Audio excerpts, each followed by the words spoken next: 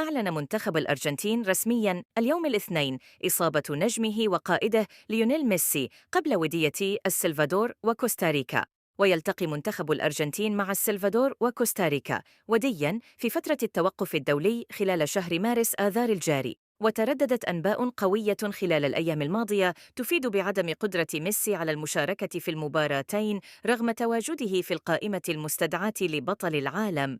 وتعرض ميسي للإصابة خلال مباراة إنتر ميامي وناشفيل في كأس أبطال الكونكاف الأسبوع الماضي. وقال منتخب الأرجنتين في بيان رسمي: لن يتمكن النجم الأرجنتيني ليونيل ميسي من التواجد ضمن تشكيل الفريق. وأضاف: يأتي ذلك بسبب تعرضه لإصابة طفيفة في أوتار الركبة اليمنى خلال مباراة فريقه إنتر ميامي ضد ناشفيل. والآن نستعرض بعض تعليقات المتابعين على الموضوع. غرد عبد الله الشمري: نبغاه يلعب المنتخب. ومهند بقول: يا رب ينضم، والله مشتاق للمنتخب ولازم ليو يكون موجود. أبو محمد بيحكي: يسافر ويقعد بالدكة، المفروض ما يسافر ويبقى بميامي يرتاح. وآخر حساب معنا بقول: والله شي بيقهر هاد ثاني أو ثالث توقف دولي بيجي وبكون في ميسي مصاب.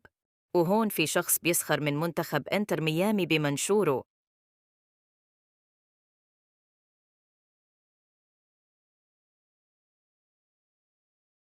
كنت معكم أنا نور من قناة كيتزل. إذا أعجبكم المحتوى لا تنسوا الضغط على زر الإعجاب والاشتراك بالقناة. كل الحب لكم، دمتم في رعاية الله وحفظه.